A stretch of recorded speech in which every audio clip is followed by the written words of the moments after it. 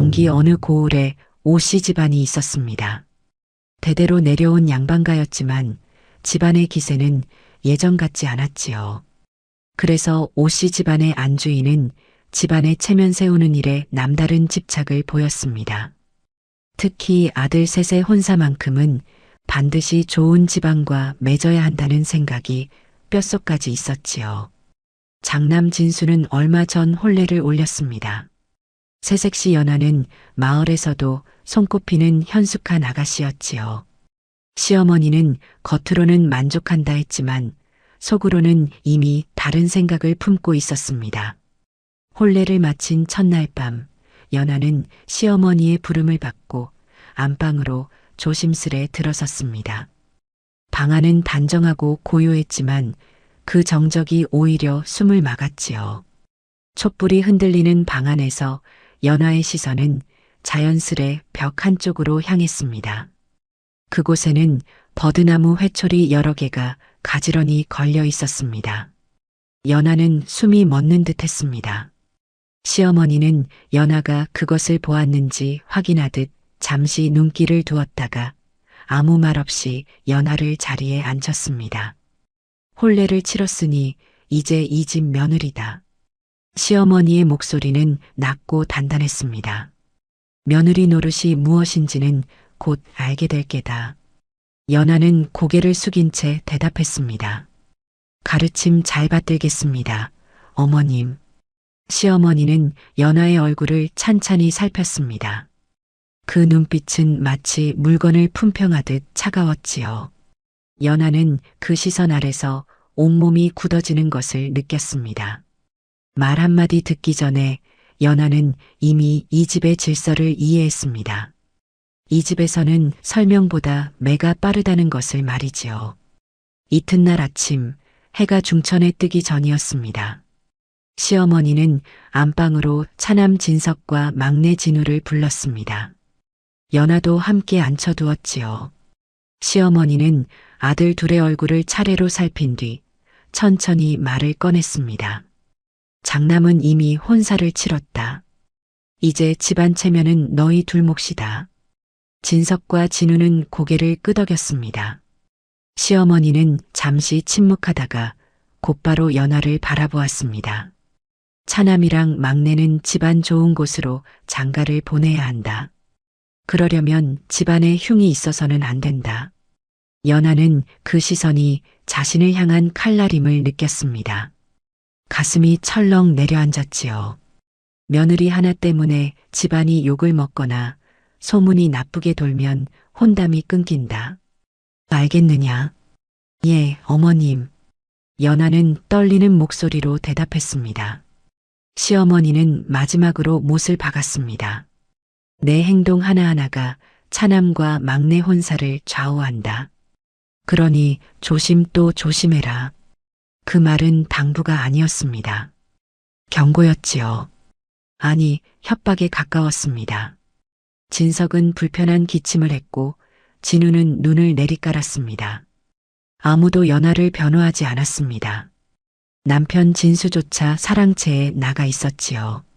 연하는 그 침묵 속에서 자신이 홀로 감당해야 할 무게를 느꼈습니다. 시어머니의 눈빛은 여전히 차갑게 연하를 짓누르고 있었습니다.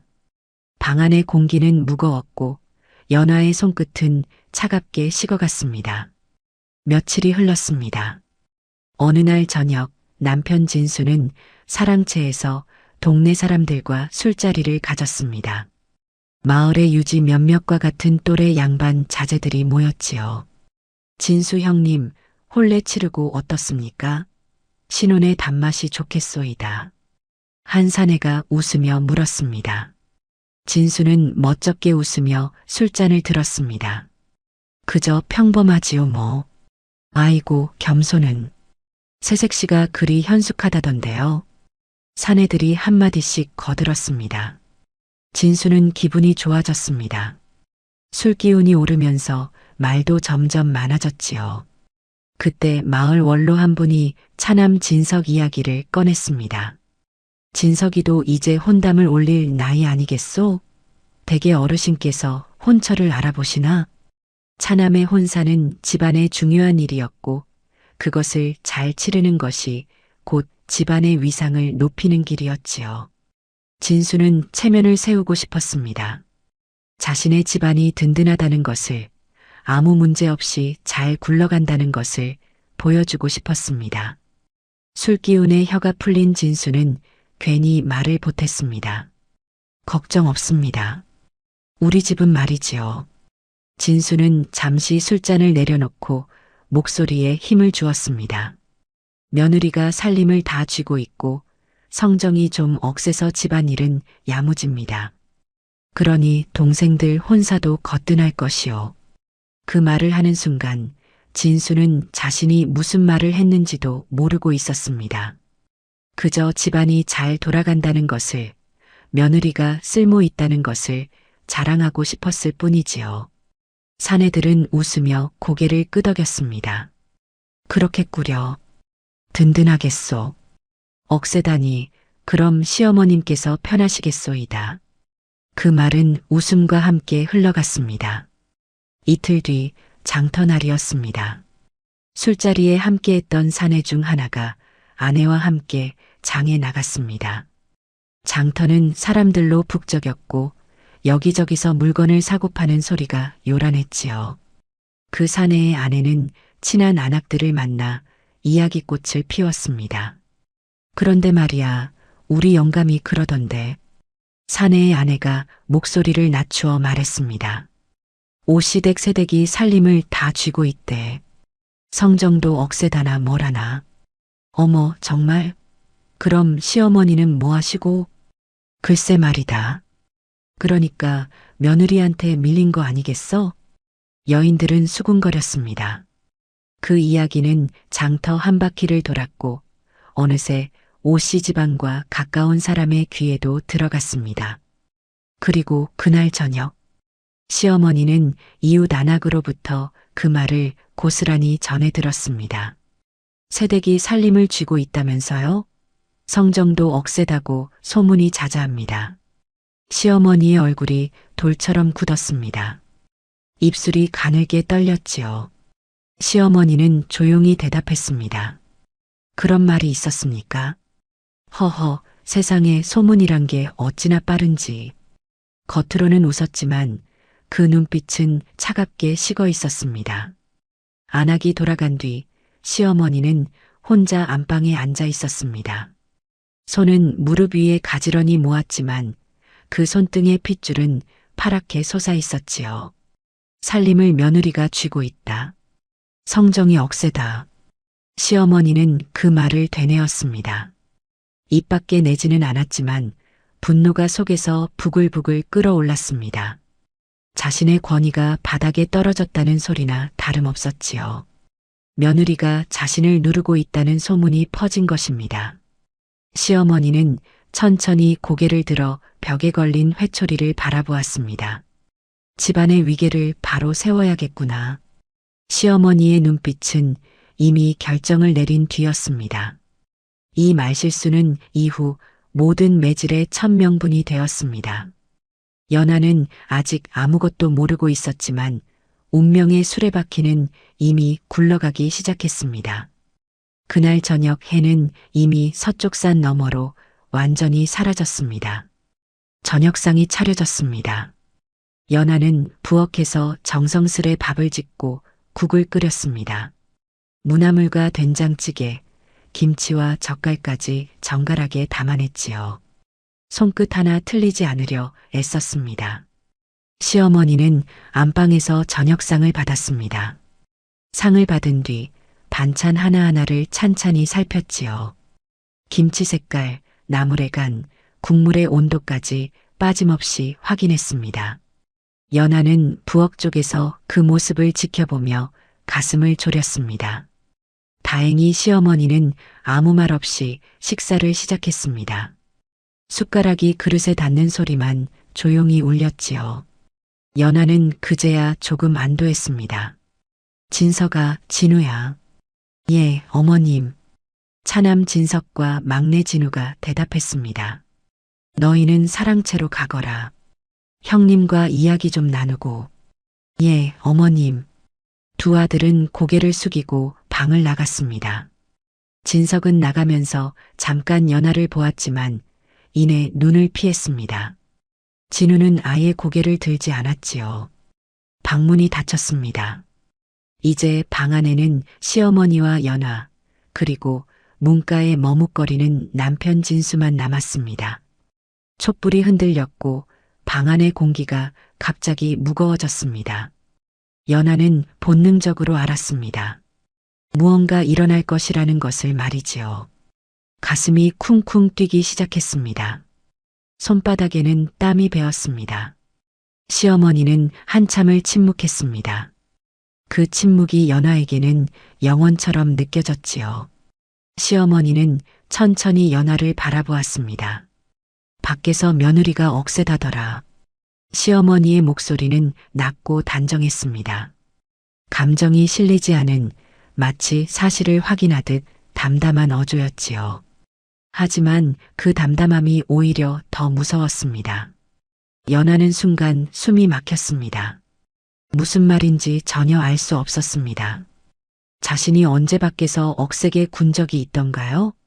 자신은 시집 온 뒤로 대문 밖을 나간 적도 거의 없었습니다. 어머님, 그게 무슨... 연하가 떨리는 목소리로 말을 꺼내려 했지만 시어머니는 손을 들어 말을 막았습니다. 말은 듣지 않겠다. 시어머니는 다시 한번 말했습니다. 그런 말이 돌면 되겠느냐. 차남과 막내 혼사에 지장이 생긴다. 연하는 억울함이 북받쳤습니다.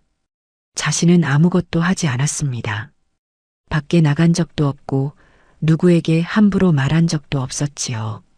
시어머니는 조용히 일어섰습니다. 그리고는 벽 쪽으로 걸어가 회초리를 하나 집어들었습니다. 시어머니는 회초리를 손에 쥐고 다시 자리에 앉았습니다. 종아리 걷어라. 연하의 온몸이 얼어붙었습니다. 머릿속이 하얗게 변했지요. 어머님, 제가 무엇을 잘못했는지 연하가 떨리는 목소리로 물었습니다. 눈가에 눈물이 맺혔지요. 말했다. 말은 듣지 않겠다. 시어머니의 목소리는 여전히 차갑고 단호했습니다. 종아리 걷어라. 연하는 천천히 치마자락을 걷었습니다. 하얀 종아리가 드러났습니다. 손이 떨렸고 숨이 가빠졌지요.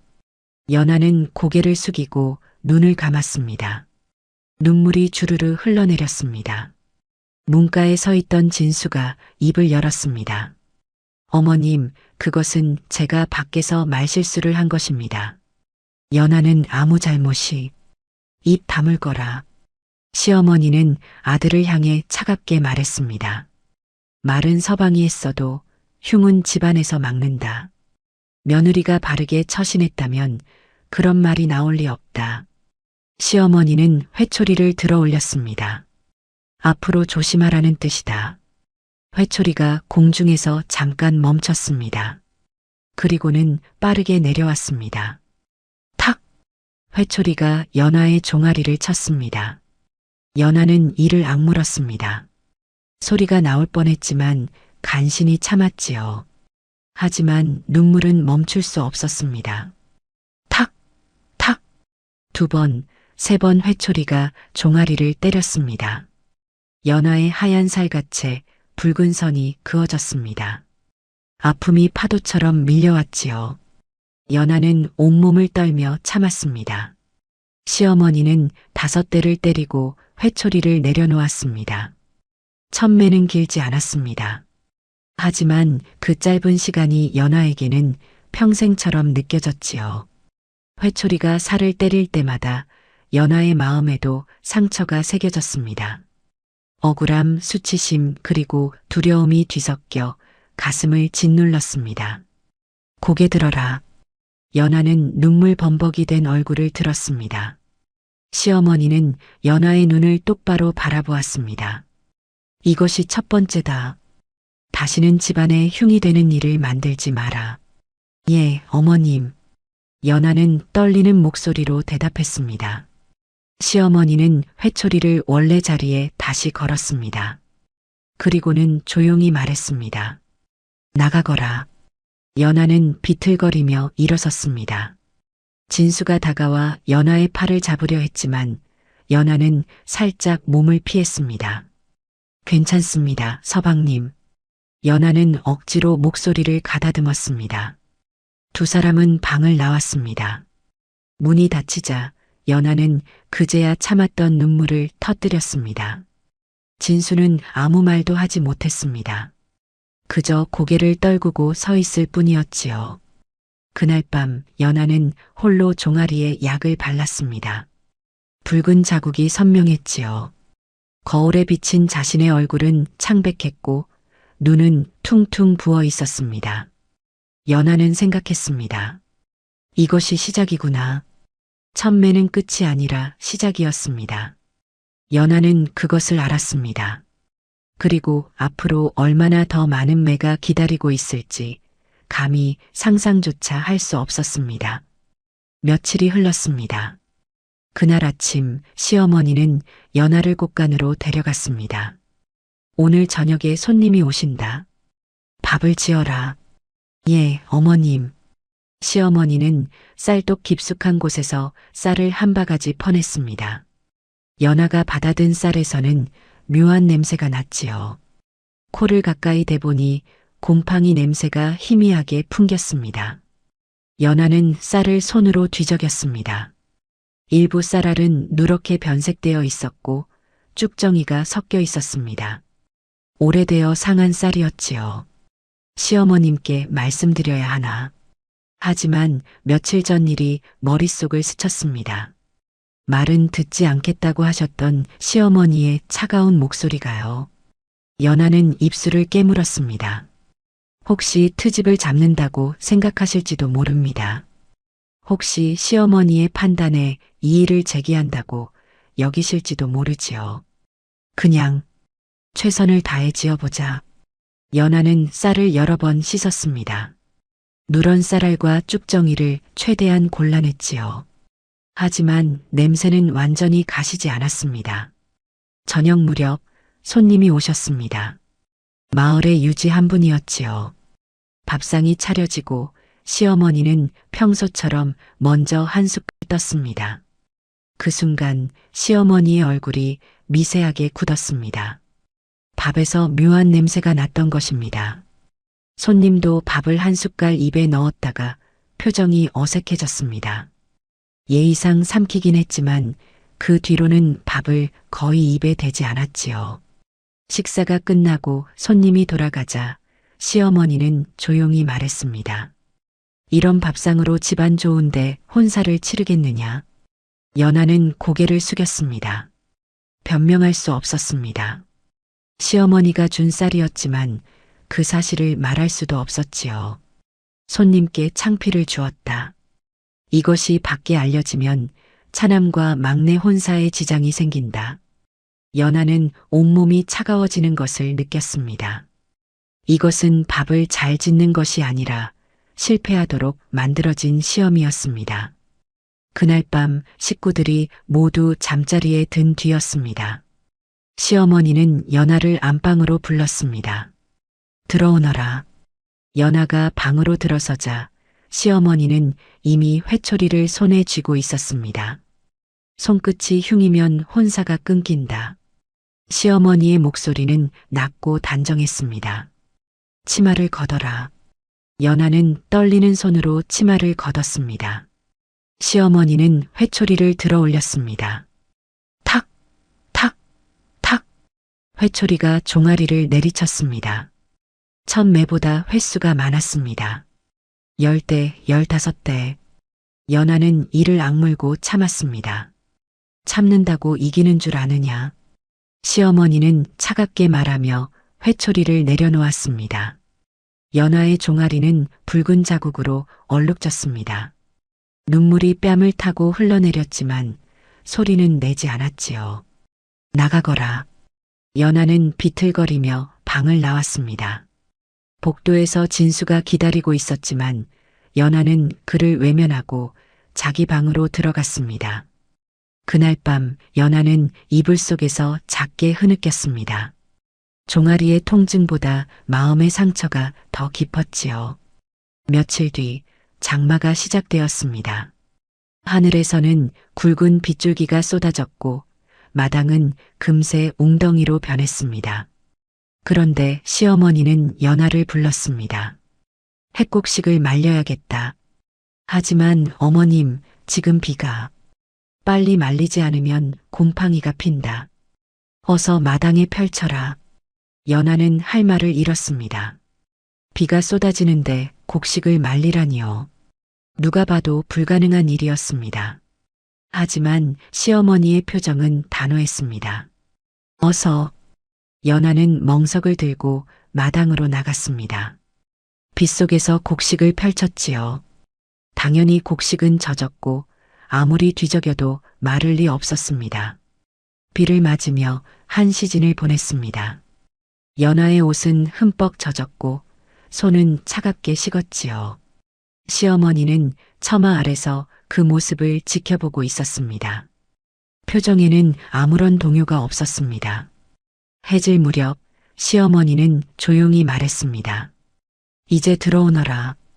연하는 젖은 곡식을 거두어 곡간으로 옮겼습니다. 곡식은 눅눅했고 이미 물기를 잔뜩 머금고 있었지요. 시어머니는 곡식을 한 줌 집어 손가락으로 비볐습니다. 이게 뭐냐? 죄송합니다, 어머님. 이 곡식으로 밥을 지어야 하는데 어찌 쓰겠느냐? 연하는 고개를 더 깊이 숙였습니다. 이 일은 성공을 기대한 게 아니라 실패를 확보하기 위한 명령이었습니다.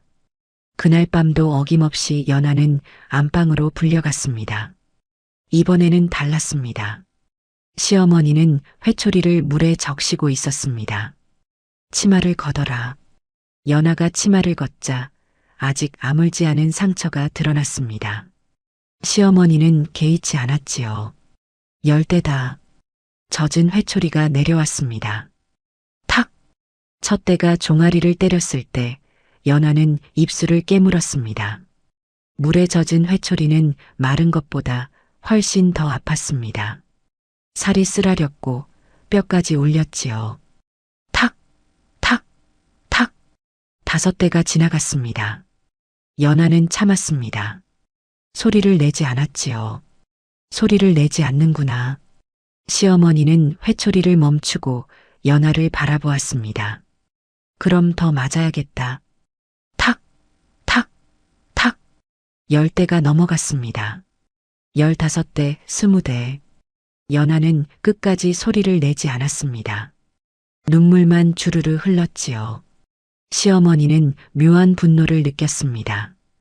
이 며느리는 자신 앞에서 굴복하지 않았습니다. 그것이 오히려 시어머니를 자극했지요. 30대다.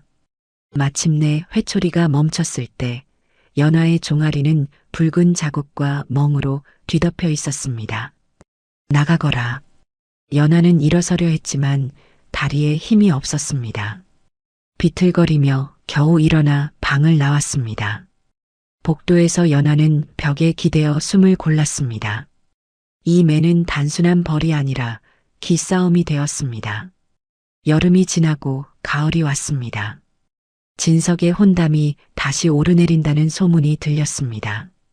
시어머니의 눈빛은 그 어느 때보다 날카로워졌습니다. 하루에도 몇 번씩 집안을 훑어보았고 연하를 불러 세웠지요. 마당 구석에 낙엽이 있다. 빨래가 제대로 마르지 않았구나. 국이 너무 싱겁다. 모든 것이 트집이었습니다. 연하는 이제 매를 예감하는 법을 알았습니다. 시어머니의 목소리 톤이 조금만 낮아져도 연하의 가슴은 철렁했지요. 진석은 점점 죄책감에 시달렸습니다.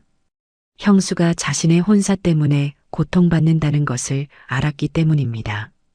어느 날 저녁 진석은 형 진수를 조용히 불렀습니다.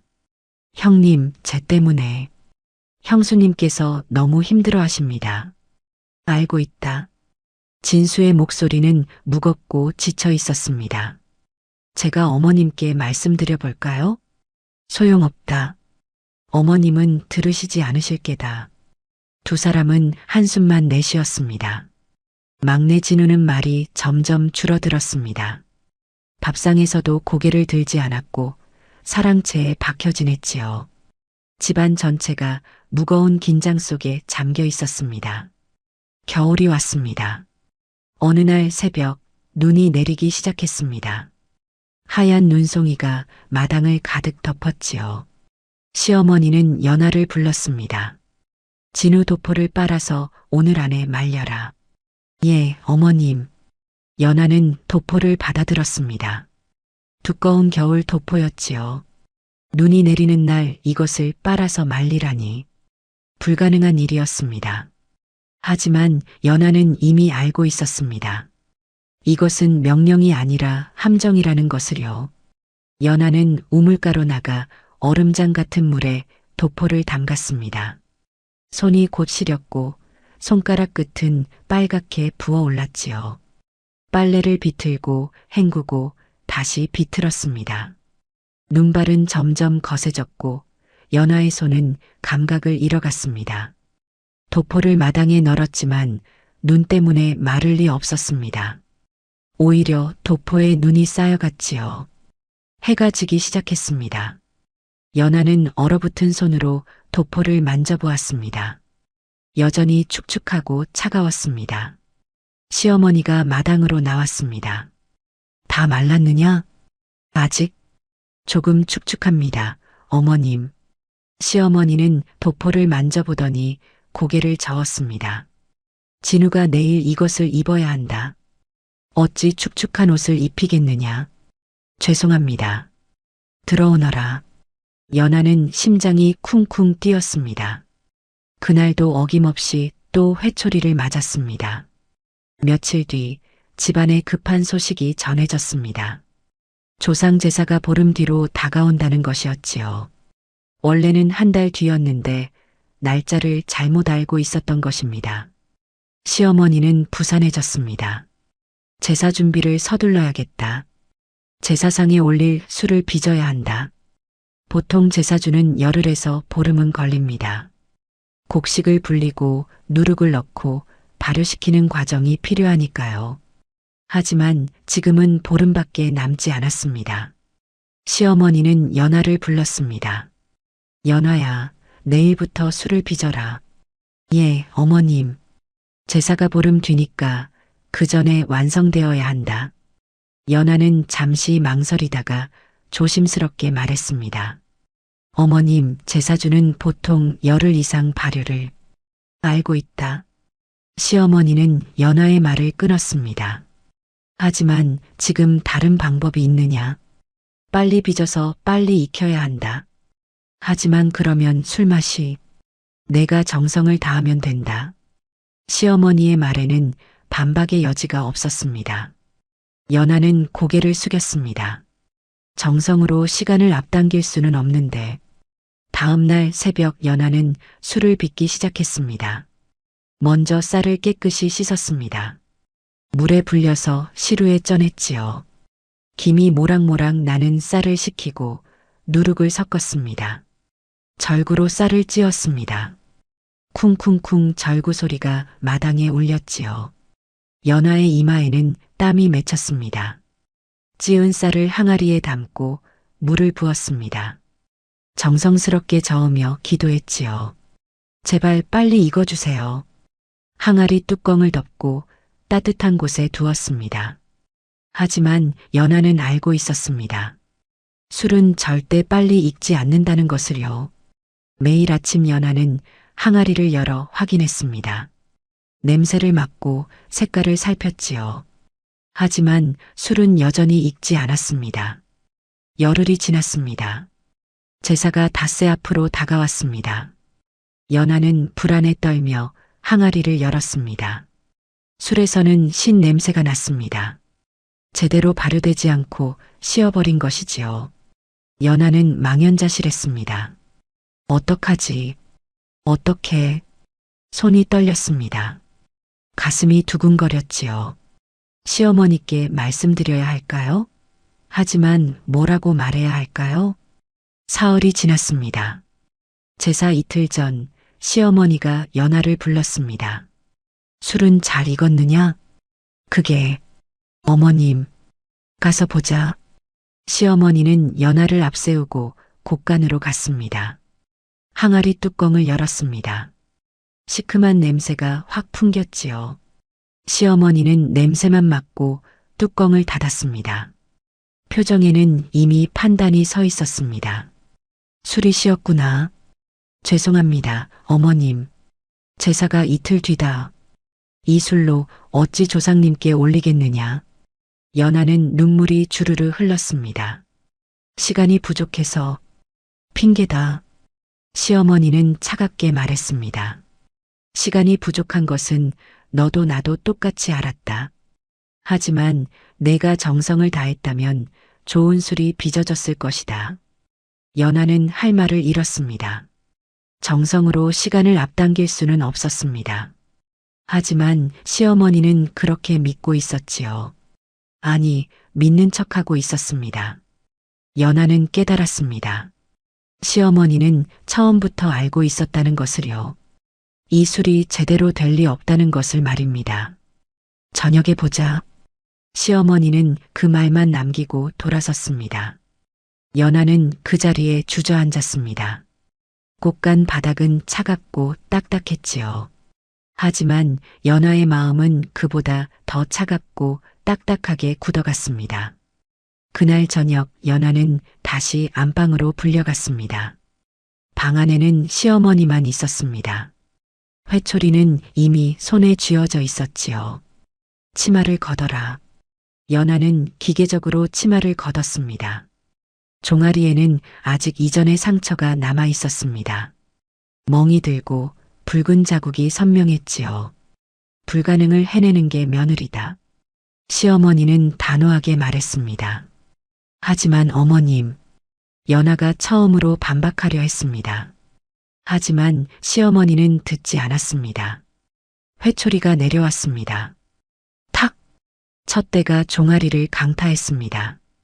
이미 멍든 곳을 때린 것이지요.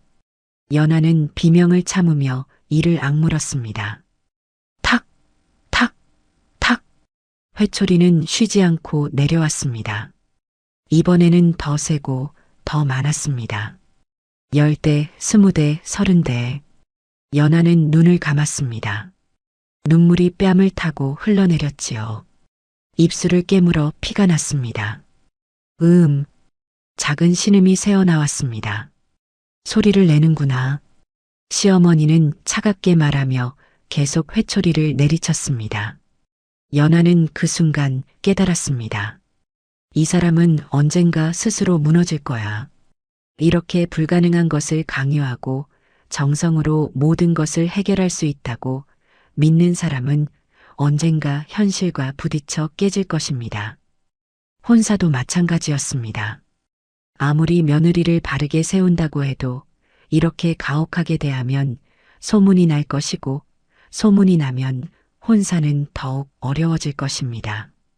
시어머니는 스스로 자신의 목표를 무너뜨리고 있었습니다.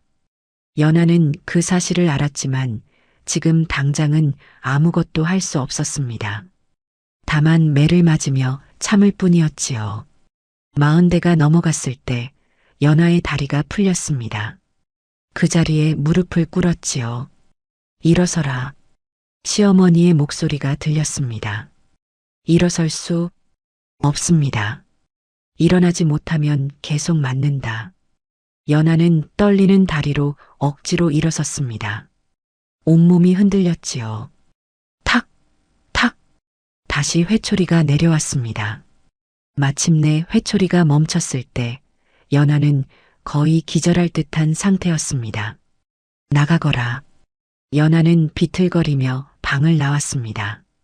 복도에서 그대로 쓰러질 뻔했지만 간신히 벽을 짚고 버텼습니다. 진수가 달려왔습니다. 여보, 괜찮소? 진수는 연하를 부축했습니다. 연하의 종아리를 보고 깜짝 놀랐지요. 피가 배어나오고 살이 터져 있었습니다. 이럴 수가. 어머님이 어찌. 괜찮아요, 서방님. 연하는 떨리는 목소리로 말했습니다. 제가 못나서 그래요. 제가 잘못해서 당신 잘못이 아니오. 진수는 처음으로 목소리를 높였습니다. 어머님이 너무 가혹하시오. 이건 아니오. 하지만 진수도 어머니께 직접 항의할 수는 없었습니다. 그는 연아를 방으로 데려가 종아리에 약을 발랐지요.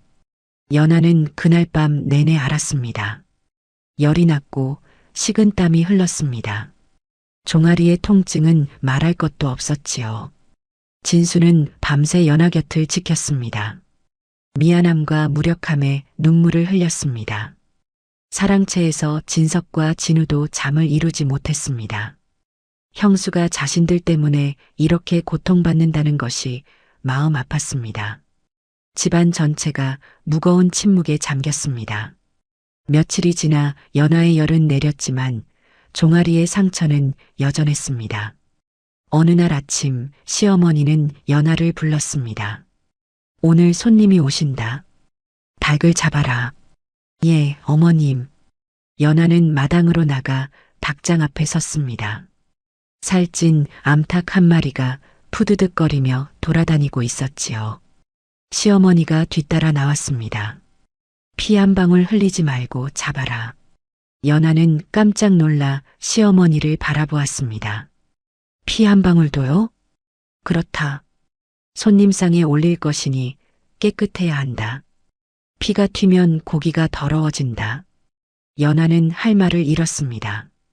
닭을 잡으면서 피를 전혀 흘리지 않는다는 것은 거의 불가능한 일이었습니다. 하지만 시어머니의 표정은 단호했습니다. 할 수 있겠느냐? 최선을 다하겠습니다, 어머님. 연하는 닭을 쫓기 시작했습니다. 닭은 푸드득 날개를 퍼덕이며 도망쳤지요. 마당을 한 바퀴, 두 바퀴 돌았습니다. 간신히 닭을 붙잡았습니다. 손에는 땀이 흥건했지요. 닭은 꼬꼬댁 소리를 내며 발버둥쳤습니다. 연하는 칼을 들었습니다. 손이 떨렸습니다. 어떻게 하지? 어떻게 피를 흘리지 않고? 연하는 목을 조르는 방법을 생각해 보았습니다. 하지만 그것도 완벽하지 않았습니다. 조금이라도 피가 날 수 있었지요. 연하는 떨리는 손으로 닭의 목을 잡았습니다. 그리고 조심스럽게 칼을 갖다 댔습니다. 하지만 닭이 발버둥치는 바람에 손이 미끄러졌습니다. 푹! 칼이 목을 스쳤고 피가 튀었습니다. 아! 연하는 작은 비명을 질렀습니다. 피가 연하의 치마에 튀었고 마당 바닥에도 떨어졌습니다. 닭은 더욱 발버둥쳤고 피는 계속 흘렀지요. 연하는 황급히 닭을 완전히 처리했습니다. 하지만 이미 피는 여기저기 흩어져 있었습니다. 시어머니가 다가왔습니다. 천천히 마당을 둘러보더니 바닥에 떨어진 피 자국을 가리켰습니다. 저것이 뭐냐? 죄송합니다, 어머님. 닭이 움직여서. 핑계 말고 저것이 뭐냐고 물었다. 피입니다, 어머님. 시어머니는 고개를 끄덕였습니다. 그렇다. 피다? 내가 피 한 방울 흘리지 말라 했는데 이렇게 흘렸구나. 연하는 고개를 숙였습니다. 시어머니는 연하의 치마를 가리켰습니다. 치마에도 묻었고 마당에도 흘렸다. 이것이 바로 흉이다. 죄송합니다. 저녁에 보자. 시어머니는 그 말만 남기고 돌아갔습니다. 연하는 그 자리에 주저앉았습니다. 손에는 아직 닭의 온기가 남아 있었고 치마에는 붉은 핏자국이 선명했습니다.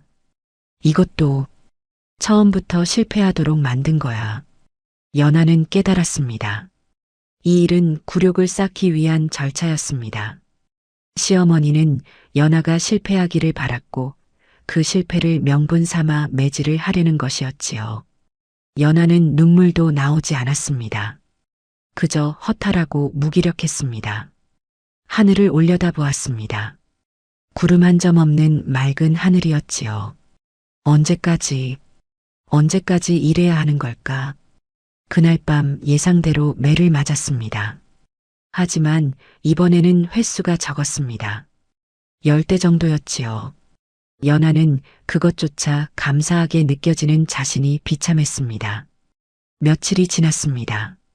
어느 날 한밤중 연하는 잠에서 깼습니다. 시어머니가 문을 두드렸기 때문이지요. 일어나라. 연하는 황급히 옷을 챙겨 입고 문을 열었습니다. 예, 어머님. 장독대를 전부 닦아라. 지금 당장. 연하는 깜짝 놀랐습니다. 한밤중에 장독대를 닦으라니요? 지금 이 시간에요? 그렇다. 낮에는 다른 일이 많으니 지금 해야 한다. 시어머니의 목소리는 단호했습니다. 연하는 할 수 없이 등잔불을 들고 장독대로 갔습니다. 차가운 밤바람이 뺨을 스쳤지요. 장독대에는 항아리가 20개 넘게 놓여 있었습니다. 된장, 간장, 고추장, 김치, 각종 항아리들이 줄지어 서 있었지요. 연하는 등잔불을 마당에 내려놓고 헝겊을 물에 적셨습니다. 그리고 하나씩 항아리를 닦기 시작했습니다. 차가운 물이 손을 시렸습니다. 밤 공기는 더욱 차가웠지요. 연하의 손은 빠르게 시려왔고 곧 감각을 잃어갔습니다. 한 시즌이 지났습니다. 연하는 계속 항아리를 닦았습니다. 하지만 등잔불 아래서는 제대로 보이지도 않았습니다. 어둠 속에서 손으로 더듬으며 닦아야 했지요. 2시즌이 지났습니다. 연하의 손은 완전히 얼어붙었습니다. 온몸이 떨렸고 이가 딱딱 부딪혔습니다. 조금만 더. 하지만 몸은 한계에 다다르고 있었습니다. 3시즌이 지났습니다. 새벽녘이었습니다. 동쪽 하늘이 희미하게 밝아오기 시작했지요. 연하는 마지막 항아리를 닦고 있었습니다. 하지만 그때 다리에서 힘이 빠졌습니다. 휘청! 연하는 비틀거렸습니다. 손이 항아리를 스쳤고 항아리가 흔들렸지요. 아! 연하는 황급히 항아리를 잡으려 했지만 이미 늦었습니다. 몸이 앞으로 쏠렸고 그대로 마당에 주저앉았습니다. 무릎이 땅에 부딪혔습니다. 아팠지만 연하는 소리를 내지 않았습니다. 그저 가쁜 숨을 몰아쉬며 바닥에 손을 짚었지요. 일어나야 해. 어서 일어나서 마저 해야 해. 하지만 몸이 말을 듣지 않았습니다. 다리가 풀려 있었고 팔도 떨렸습니다. 연하는 그 자리에서 한참을 있었습니다. 차가운 새벽 공기가 온몸을 감쌌지요. 이렇게 살아야 하나. 연하는 눈을 감았습니다. 눈물이 흘러내렸습니다. 그날 아침 연하는 겨우 일어나 우물가로 갔습니다. 세수를 하고 물을 길어야 했습니다. 온몸은 나른했고 머리는 어지러질했지요.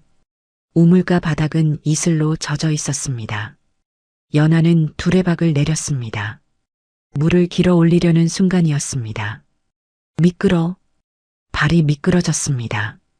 연하는 중심을 잃고 비틀거렸지요. 연하는 우물가 바닥에 그대로 주저앉았습니다.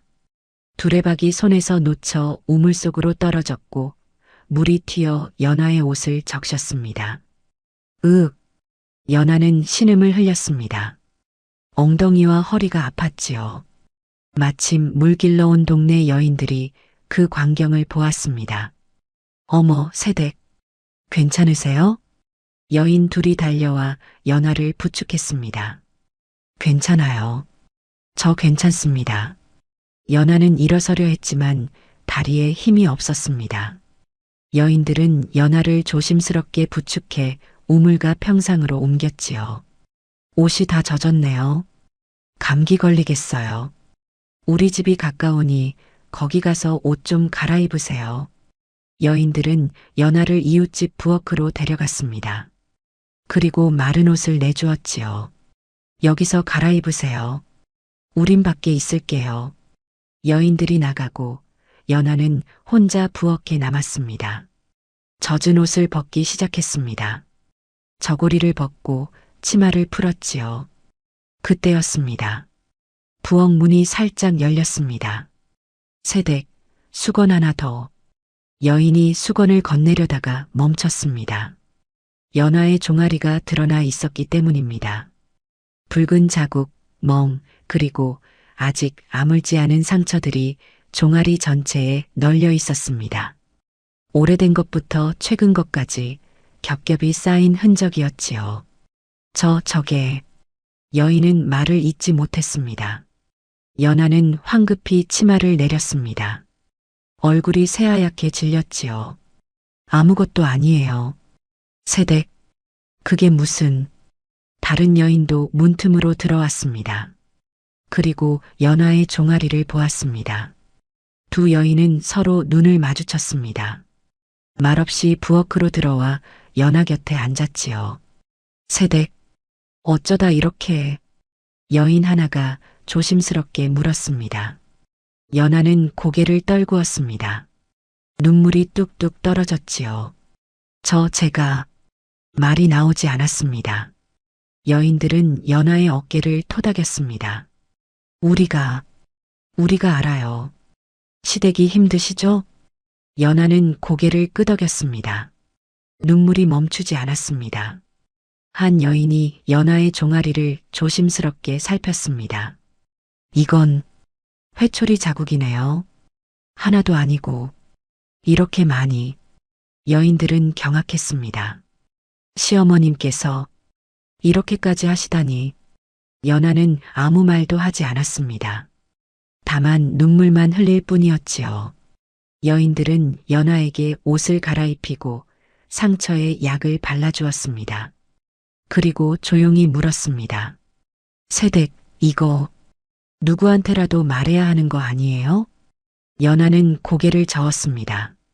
안 돼요. 그러면 더 큰일이 나요. 하지만 이건 너무... 제발 아무한테도 말하지 마세요. 연하는 애원했습니다. 여인들은 안타까운 표정으로 고개를 끄덕였습니다. 하지만 세상에 비밀은 없는 법입니다. 며칠 뒤 장터날이었습니다. 우물가에서 연하를 도왔던 여인 하나가 장에 나갔습니다. 그리고 친한 아낙들을 만났지요. 저기... 오시댁 세댁 말이야. 여인은 목소리를 낮췄습니다. 내가 봤는데 종아리가 온통 상처투성이더라고. 어머, 정말? 응. 회초리 자국이 엄청 많았어. 오래된 것부터 새 것까지. 아낙들은 수군거렸습니다. 시어머니가 때렸나 보네. 그 정도면 보통이 아닌데? 진석 도련님 혼사 때문에 예민하신가 봐. 소문은 그렇게 퍼져나갔습니다. 장터를 한 바퀴 돌고 우물가로 번지고 사랑방으로 흘러갔습니다. 오시댁 시어머니가 며느리를 심하게 때린대. 종아리가 성한 데가 없을 정도래. 아이고, 그 집 분위기가 좋지 않나 봐. 소문을 들은 사람들은 고개를 저었습니다. 그러니까 진석 도련님 혼사가 안 되는 거겠지. 집안이 살벌하면 누가 혼담을 하려 하겠어. 며칠 뒤 우물가에서 연하는 또 한 번 여인들을 만났습니다. 이번에는 여인 하나가 조심스럽게 물었습니다. 세댁, 요즘 어떠세요? 괜찮습니다. 연하는 짧게 대답했습니다. 혹시 너무 힘드시면 친정에 좀 다녀오시는 게... 괜찮아요.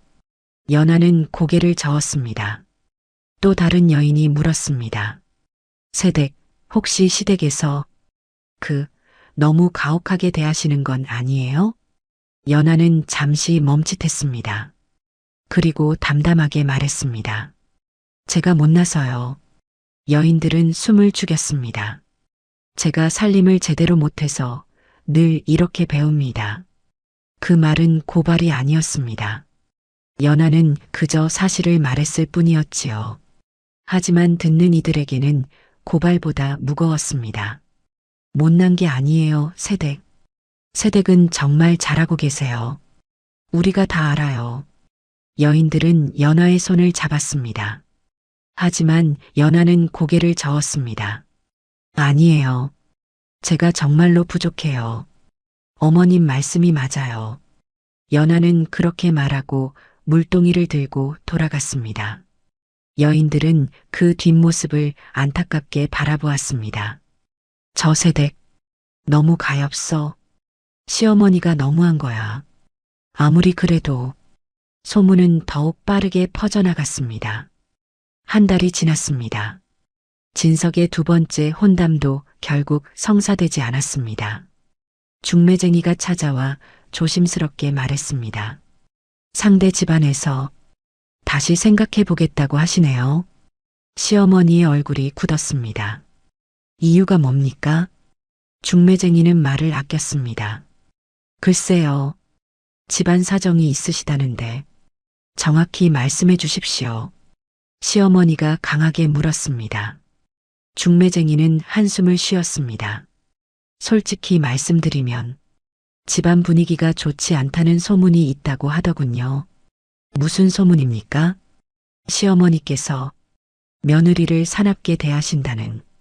시어머니의 얼굴이 하얗게 질렸습니다. 중매쟁이는 더 이상 말하지 않고 일어났습니다.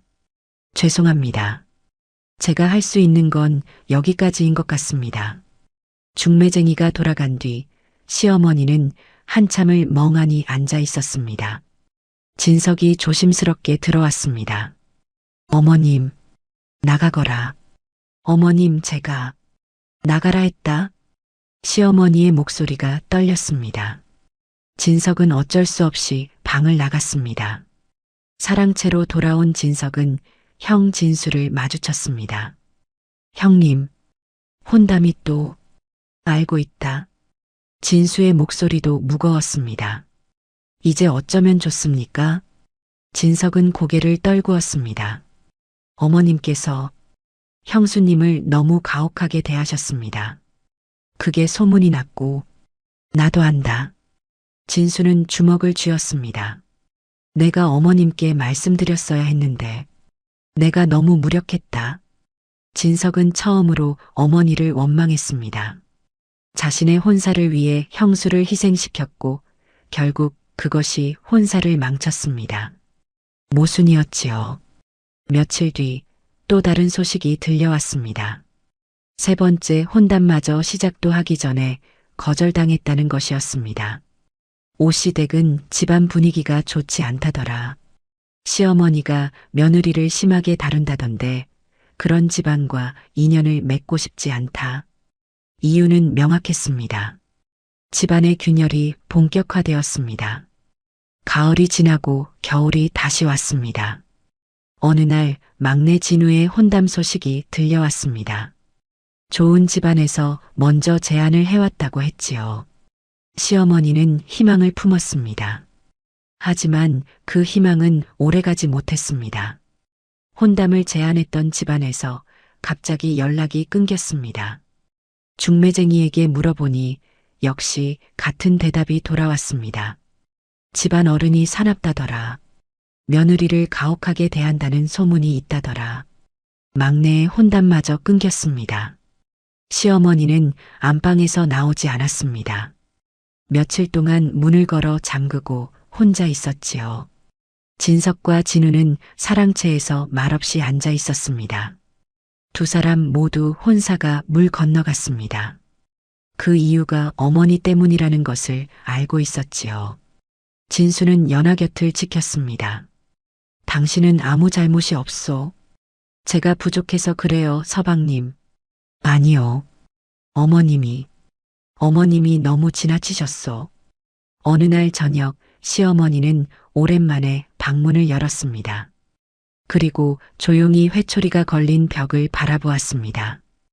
회초리는 여전히 그곳에 걸려 있었습니다. 하지만 이제 그것은 가르침이 아니라 집안을 망친 증거였습니다. 시어머니는 회초리를 내렸습니다. 손에 쥐고 한참을 바라보았지요. 그리고 조용히 내려놓았습니다. 더 이상 휘두르지 않았습니다. 연하를 부르지도 않았습니다. 집안은 침묵에 잠겼습니다. 연하는 여전히 살림을 했습니다. 밥을 짓고 빨래를 하고 마당을 쓸었지요. 하지만 이제는 매를 맞지 않았습니다. 시어머니가 더 이상 회초리를 들지 않았기 때문입니다. 어느 날 저녁 시어머니와 연하가 마주쳤습니다. 복도에서였지요. 시어머니는 연하를 바라보았습니다. 연하도 시어머니를 바라보았습니다. 두 사람은 말없이 서 있었습니다. 시어머니의 눈빛은 더 이상 날카롭지 않았습니다. 그저 공허했지요. 연하는 고개를 숙여 인사했습니다. 어머님. 시어머니는 대답하지 않았습니다. 그저 지나쳐 갔을 뿐이었습니다. 연하는 떠나지 않았습니다. 이 집에 남았습니다. 매를 맞지 않게 되었지만 그렇다고 용서한 것도 아니었습니다. 연하는 그저 살아갈 뿐이었습니다. 집안은 이제 연하가 아니라 소문을 두려워했습니다. 진석과 진우의 혼사는 당분간 불가능했습니다. 소문이 가라앉을 때까지 기다려야 했지요. 시어머니는 자신이 지키려던 것을 스스로 무너뜨렸습니다. 회초리로 며느리를 바로잡으려 했지만 결국 집안을 망쳤습니다. 연하는 조용히 살림을 꾸려갔습니다. 종아리의 상처는 천천히 아물어갔지만 마음의 상처는 여전했습니다. 어느 날 저녁 연하는 마당에서 하늘을 올려다보았습니다. 별이 총총히 빛나고 있었지요. 나는 살아남았구나. 연하는 그렇게 생각했습니다. 매를 맞으며 굴욕을 당하며 그래도 견뎌냈습니다. 그리고 결국 시어머니가 먼저 무너졌습니다. 옛말에 백절불굴이라는 말이 있습니다. 어떠한 난관에도 굽히지 않고 이겨나간다는 뜻이지요. 연하는 말없이 참았고 결국 이겨냈습니다. 집안은 조용했지만 그 조용함 속에는 무거운 진실이 자리 잡고 있었습니다. 가혹한 가르침은 결국 스스로를 망친다는 것, 그리고 침묵하는 자가 때로는 가장 강하다는 것을요. 다음 영상을 빠르게 만나보시려면 좋아요와 구독을 눌러주세요. 그럼 더 재미있는 영상으로 찾아뵙겠습니다. 모두 행복한 하루 보내세요.